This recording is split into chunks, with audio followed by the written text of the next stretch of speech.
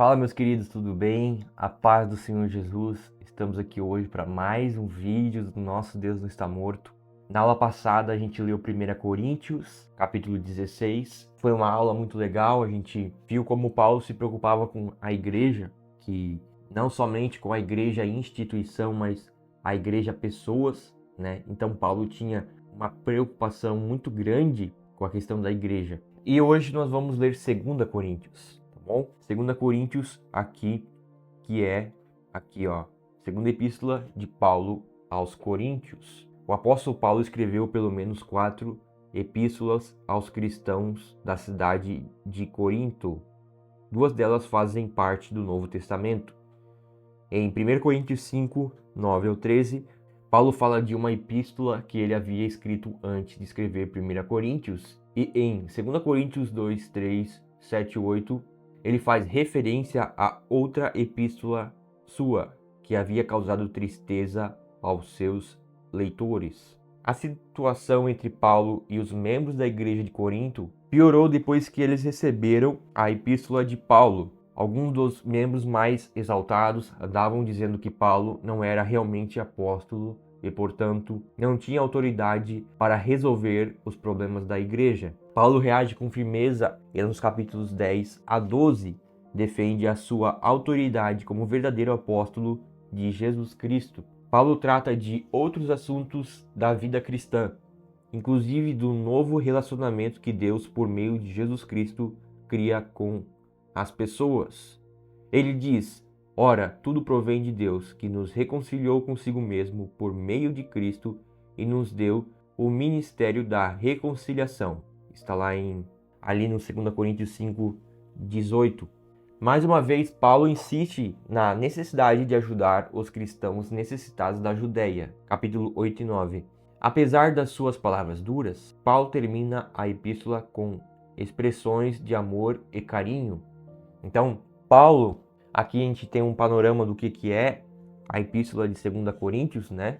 E a gente vê aqui, assim, as palavras-chave sobre o que acontece em 2 Coríntios, né? Por exemplo, o esquema do conteúdo. A gente tem um prefácio e saudação, como sempre, né? Até uma coisa interessante que a gente pode tirar disso. Por que Paulo saudava as igrejas, né?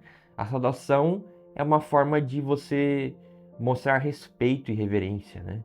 Então, ele fazia isso em todas as suas cartas, né? Ele começava as cartas fazendo uma saudação para as pessoas, né? O apóstolo defende seu ministério, razões para mudanças nos planos de viagem, a grandeza do ministério da nova aliança, isso aqui é legal falar, o zelo do apóstolo na condução do seu ministério, o relatório de Tito, a oferta para os santos de Jerusalém, recomendações para completar a obra de ajuda, bênçãos derivadas da oferta, nova defesa do ministério apostólico, legitimidade do ministério, preparação de uma nova visita e saudações e bênção. E aqui do lado você vê os capítulos e os versículos dessa saudação, dessas bênçãos, né?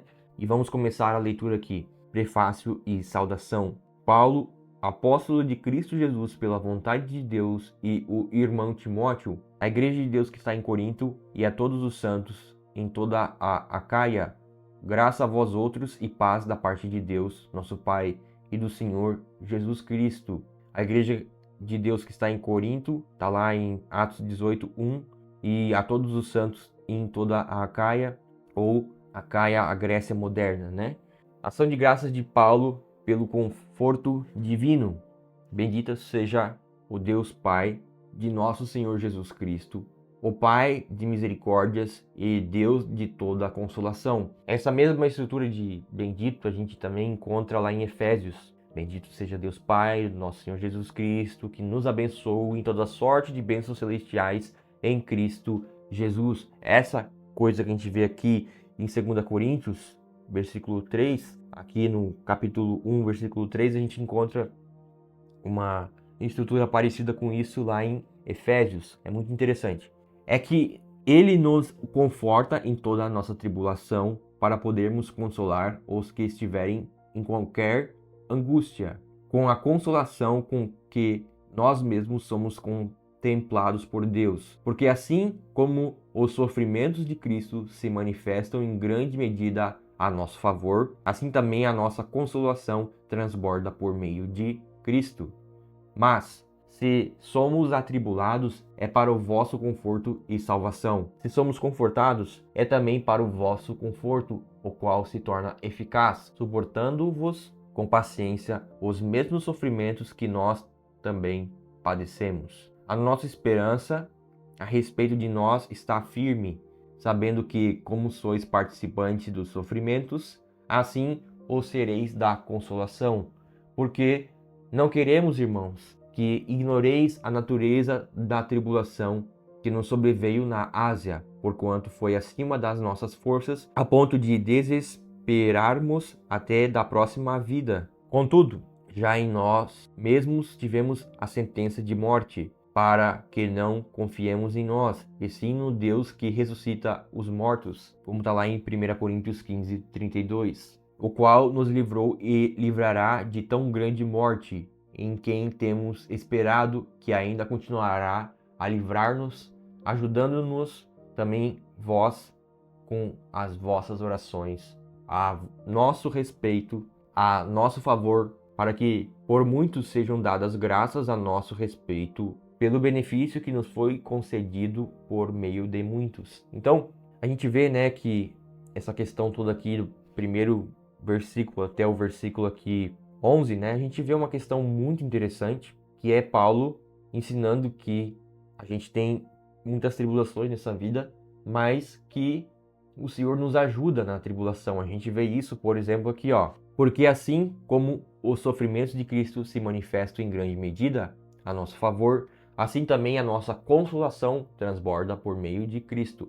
Então existe, na vida de um cristão genuíno, a gente sofre muitas coisas, realmente. Não é que isso é uma maldição de Deus. Pelo contrário, a questão do sofrimento, ele serve como uma escola. Aquilo que a tua faculdade não ensina, o sofrimento ensina.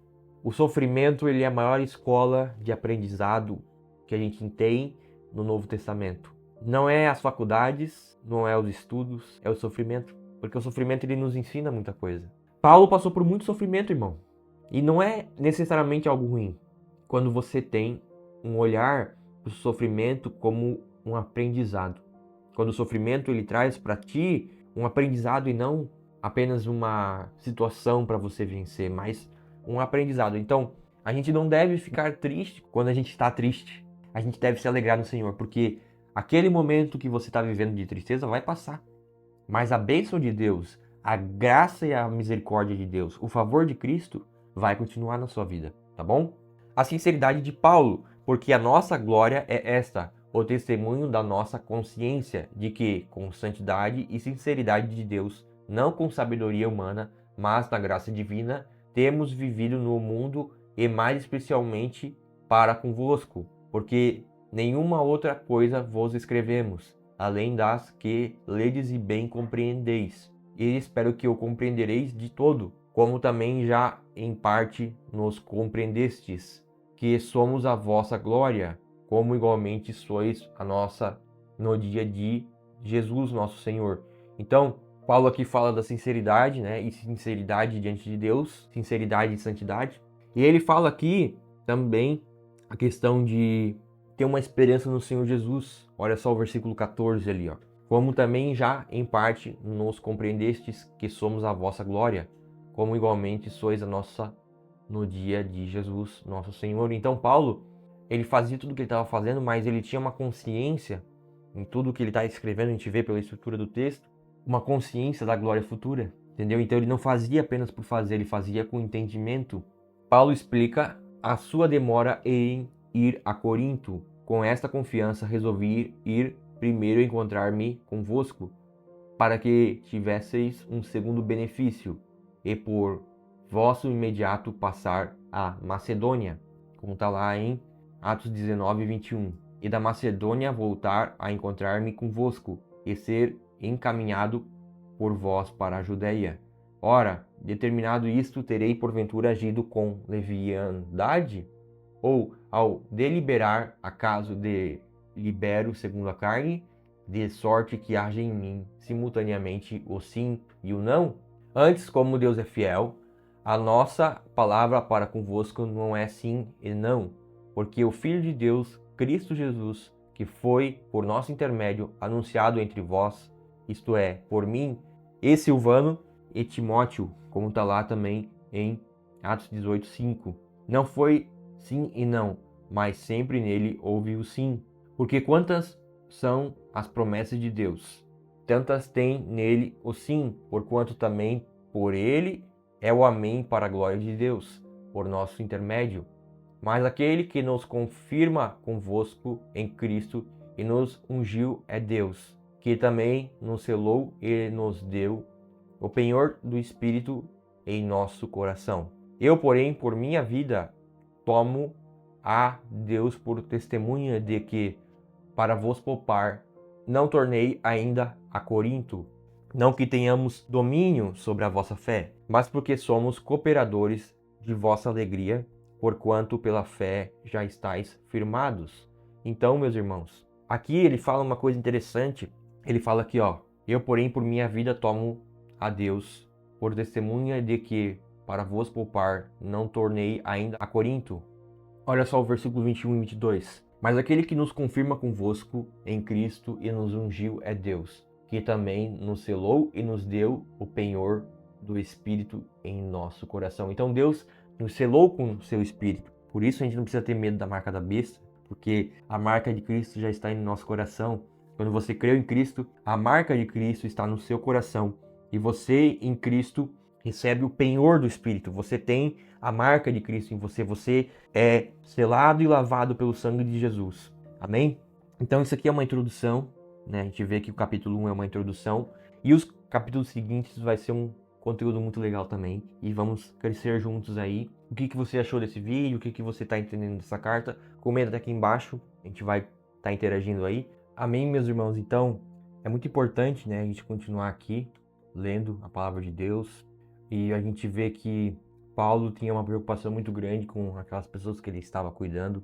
A gente vê que Deus nos permite passar por algumas coisas para que a gente seja aprovado para Ele, para que a gente vença nele, e isso é maravilhoso. Vamos orar então para a gente continuar nessa bênção em Cristo. Amém? Senhor Deus, obrigado, Pai. Obrigado porque o Senhor é bom e o Senhor sabe exatamente o que faz. Obrigado, Espírito Santo, porque a Tua palavra é luz para nosso caminho, Pai. Obrigado porque está sendo uma bênção estudar isso aqui. Está sendo uma bênção entender isso aqui, compreender isso aqui na sua aplicação prática. Obrigado, Espírito Santo, porque o Senhor nos selou com o seu Espírito, como está aqui na palavra. E nós somos capacitados em Cristo para vencer todas as coisas. Dá a esses irmãos que estão assistindo isso aqui a capacidade de discernir espiritualmente todas as coisas e de fazer tudo no tempo de Deus, da forma de Deus, do jeito que Deus quer, em nome de Jesus. Amém? Até amanhã, que vamos ler 2 Coríntios capítulo 2 e sermos edificados pela palavra de Deus, que é viva e eficaz. Um abraço, valeu!